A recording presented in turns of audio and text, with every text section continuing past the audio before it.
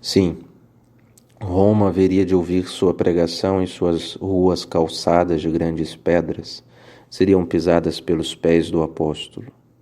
Esses pés, entretanto, arrastariam pesadas correntes que lhe tolheriam a liberdade dos movimentos.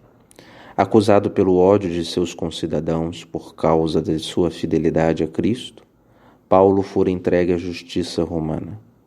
Se seu corpo suportava as cadeias e os grilhões, sua alma sentia pesar sobre si o suave jugo de Cristo, prisioneiro do Espírito.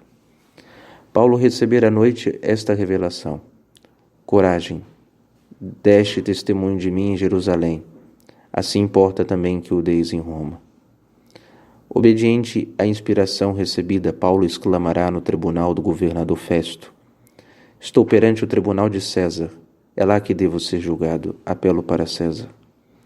Querendo desfazer-se de caso tão complicado que envolvia assuntos da religião judaica, Festo apressou-se em satisfazer o desejo do preso, mandando-o para Roma, algemado e sob a guarda do centurião Júlio. Durante a viagem, Paulo não perdia a oportunidade de anunciar o Evangelho em todos os lugares por onde passava. Após várias dificuldades ao longo da travessia e enfrentar o naufrágio, fez escala em Siracusa, na Sicília, e dali foi conduzido a Régio. Uma vez chegado à capital do império e instalado em prisão domiciliar, Paulo realizava um anseio que havia tempos acalentava no coração, como ele mesmo expressara aos cristãos de Roma.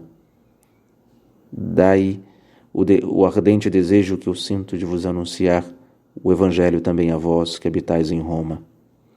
2 anos haveria de durar o seu doloroso cativeiro, mas ele, como afirma São João Crisóstomo, considerava como brinquedo de criança os 1000 suplícios, os tormentos e a própria morte, desde que pudesse sofrer alguma coisa por Cristo. Aproveitou o tempo para pregar o reino de Deus, escrever numerosas cartas às comunidades da Grécia e da Ásia, as chamadas epístolas do cativeiro. Mas a providência pedia de seu apóstolo ainda mais alguns anos de abnegação e fadigas, a ele que suspirava pela morte, considerando-a um lucro para ganhar a Cristo. Libertado por um decreto jurídico, Paulo ainda visitaria Creta, Espanha e novamente as conhecidas igrejas da Ásia Menor, pelas quais tanto se dedicara. Afinal, voltaria a Roma, para onde se sentia atraído, talvez por um secreto pressentimento da proximidade da coroa da justiça, que ali o aguardava. Sobre o trono dos Césares sentava-se então o terrível Nero, cuja crueldade, aliada a um orgulho patológico, já fizera sua fama. Era conhecido o ódio que votava aos cristãos, e Paulo não passou despercebido a perspicácia dos espiões do tirano. Acusado como chefe da seita, foi preso pela polícia imperial e lançado no cárcere Mamertino, onde, segundo uma antiga tradição, já se encontrava Pedro.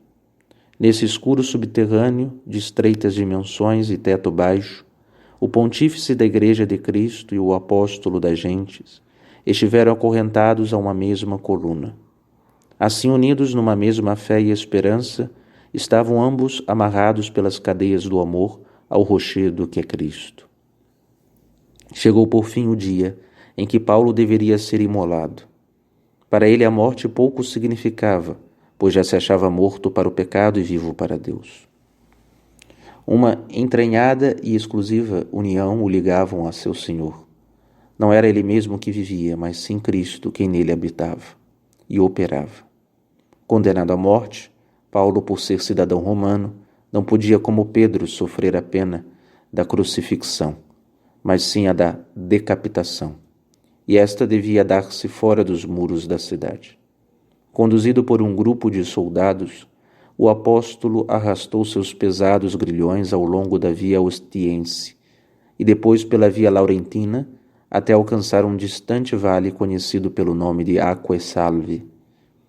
Ali, entre a vegetação daquela região pantanosa, o sublime imitador de Jesus Cristo selava seu testemunho com o próprio sangue. Sua cabeça, ao cair no solo, sob o golpe fatal da espada, saltou 3 vezes, fazendo brotar em cada um dos pontos uma fonte de água borbulhante. Este fato, se não comprovado pela história, baseia-se numa piedosa tradição confirmada pelo nome de Trefontaine, que ostenta o mosteiro trapista construído naquele lugar.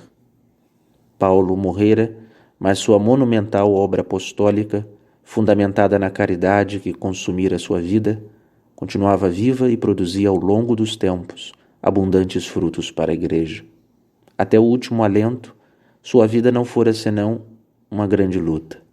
Luta de entusiasmo e de entrega, de desprendimento e de heroísmo, luta para levar o Evangelho a todas as gentes, confiando sempre na benevolência de Cristo. Os piores vagalhões da vida não puderam atingir o seu tabernáculo interior. Sua firmeza, semelhante à imobilidade de um rochedo batido pelas ondas do mar, mantinha-se inalterável em meio às maiores angústias e agonias, certo de que nem a vida nem a morte o poderiam separar do amor de Cristo. E uma vez concluído o combate, percorrida toda a sua carreira e chegado ao termo de sua peregrinação terrena, o apóstolo apareceu ante o olhar admirado da humanidade e em toda a sua estatura de gigante da fé, transmitindo para os séculos futuros esta mensagem: por ora subsistem a fé, a esperança e a caridade, as três. Porém, a maior delas é a caridade. A caridade jamais acabará. Estando preso em Roma, o incansável apóstolo não deixou de pregar e obteve a conversão de incontáveis almas. Posto em liberdade no início do ano 64, dirigiu-se à Espanha e à Ásia. Retornando a Roma, foi preso novamente, desta vez com São Pedro. Ficaram eles na prisão mais antiga de Roma, o cárcere Mamertino, local impregnado de bênçãos que comove a quantos por lá passam. Com efeito, como não se impressionar ao contemplar, logo nos primeiros degraus da estreita escada que leva ao calabouço, a marca do rosto do príncipe dos apóstolos, milagrosamente impressa na parede de pedra. E que emoção ao ver, no canto da cela, a fonte que brotou do solo, possibilitando aos apóstolos batizarem os próprios carcereiros, convertidos pelo seu exemplo e pregação. No final de sua heróica vida, pôde o apóstolo das gentes cantar este hino de triunfo do varão que se sente a consciência limpa na hora do encontro com o Supremo Juiz. Combati o bom combate, terminei a minha carreira e guardei a fé. Resta-me agora receber a coroa da justiça que o Senhor justo juiz me dará naquele dia, e não somente a mim, mas a todos aqueles que aguardam com amor a sua aparição. Grandiosa foi sua vida, tal será também sua morte. Sendo cidadão romano, São Paulo não podia ser crucificado. Foi assim decapitado pela espada no ano 67. Conta-nos a tradição que sua cabeça, rolando ao solo, saltou 3 vezes e fez brotar 3 fontes que podem ser vistas, ainda hoje, na igreja de São Paulo alle Trefontane, na via de Ostia, em Roma. São Paulo, rogai por nós.